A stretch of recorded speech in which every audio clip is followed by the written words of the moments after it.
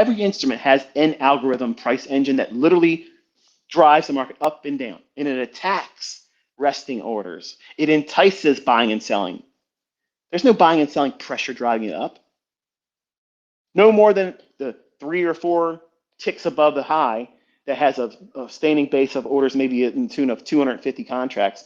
But 2 ticks above that, there's another 300 handles, 500 handles, 10 handles above that, but it stops just above to bump those, leaving all that real juicy liquidity. You mean tell me that nobody's interested in being a buyer? That they can't just rebook and send that price higher to higher to higher just to absorb that liquidity up there? They don't want it there. That's why it never goes there. It's controlled. They leave that up there because when they start sinking the market, more shorts are going to enter the market and that liquidity increases. Because what you're watching is the net longs that the smart money's holding, they need to exit, the liquidity to exit out of that. So they want to build these big pools of liquidity above old highs. That's why turtle soups work. That's why they work. Linda Rash's book never covers that, and you can go and look at her book. Look and see if Larry Connors and Linda Rash mentioned that's the reason why the turtle soup forms. They just say they're capitalizing on a pattern that historically has been proven 70% effective by being contrarian to what the turtles traders methodology was, which was buying a breakout of 20-day highs and lows. You ever seen me using a 20-day high and low? Fuck no. But the concept of a false breakout, which I didn't invent that, they didn't even invent that. They just gave you a specialized system of entering around that idea or premise, which is why I think the book was great when I first got a hold of it. I paid $175 for that book. I don't know what it goes for now, but I don't regret paying that much for it because it gave me an insight about stop hunts that it solidified a concern I had that validated it for me. Because if these people are writing a book about it, then they saw it too.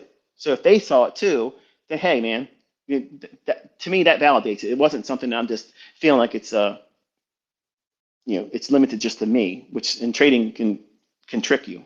But if it's a large sample set of data suggesting something that's there, then the premise is probably having weight to it.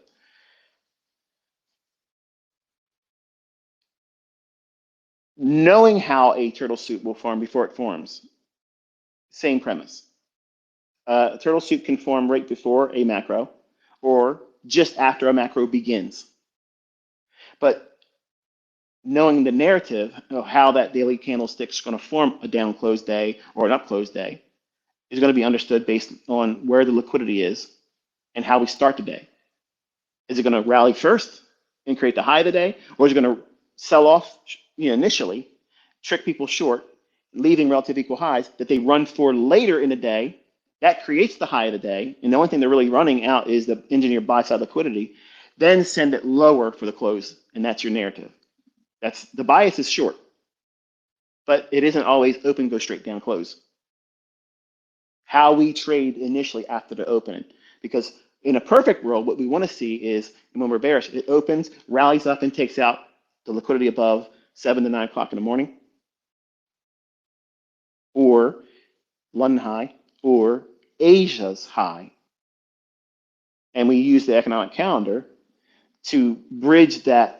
Which one do I really want to focus on? But we always, every single day, use the liquidity that's formed just after 7 o'clock Eastern time, prior to the 9:30 opening bell. Those pools of liquidity cannot be hidden from you. And when it's a clear, obvious relative equal high or relative equal low, and it would match how the daily candlestick should form for the purposes of power 3. In other words, you're bullish, your bias is bullish. You think the weekly chart's going to keep working towards a level higher. Okay, wonderful.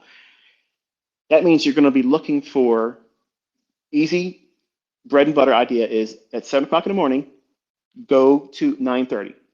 At 9:30, in that last 90 minutes, where is the relative equal lows? If there is no relative equal lows, just find the lowest low if it's a singular low. That's where you're going to expect the price to drop down in a perfect world. But because we have to watch and see what the opening range can do for the first 30 minutes, unless it just does exactly what we're expecting right out the gate, which is a Judas swing, and when we're bullish, it drops down and goes for the liquidity. Then you know what you're waiting for. Go down there and get it, soup it, use the first resistance fair value gap that you come to after it runs the liquidity. Okay, it's a little variant on the gauntlet. It doesn't have to have a breaker there. Okay, So running, I just slipped that in there, and people that didn't stay on, they didn't hear that.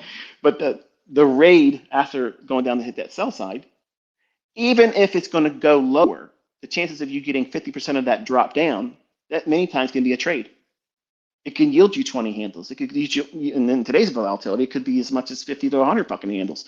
It's relative to what you're seeing in terms of volatility at the time when you're looking at the market versus,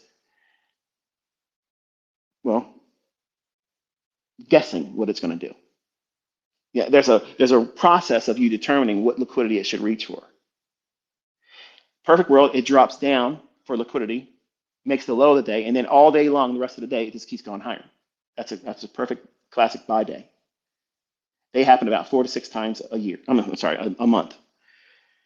Every other day might get like you're bullish, your bias is bullish. The weekly chart you're calling for a specific premium PD array, and then the market rallies first.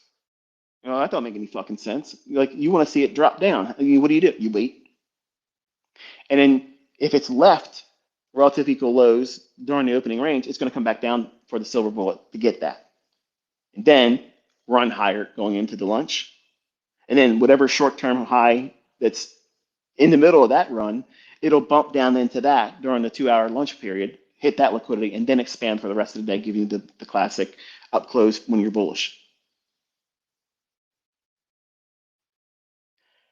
Now, a apt pupil, someone that's really interested in wanting to learn, they'll go down into the 15-second chart and look for every relative equal low when it formed and when they ran through that and then sent price higher. And that is your everyday model. That's your everyday deliverer. Every time you get in front of the charts, you're looking for that. And that forms every 60 minutes. You got to know what it's reaching for, though. You derive that from a weekly and a daily chart minimum, nothing less than a daily chart. But primarily, you want to use a weekly chart. What is it reaching for? And every relative equal low on a 15-second chart, once it's rated, if you take the first presented fair value gap, after that, you have a high frequency trading algorithm right there. For a short-term high or relative equal high or any inefficiency above it, that's your first partial. And then you hold it and see if it can start delivering to that higher time frame target. And then if it does, once you get up to 11 o'clock, if you can afford to take a partial, do so. Because you might have the lunch hour, which is really 2 hours long. It could retrace and go even beyond where you got in at and shoot for a London low, upset the people that are in there long. That's more likely to occur if you're in the discount area of that primary range that you're expecting to see delivered on a daily or weekly basis. In other words, that draw liquidity that you're aiming for bias purposes.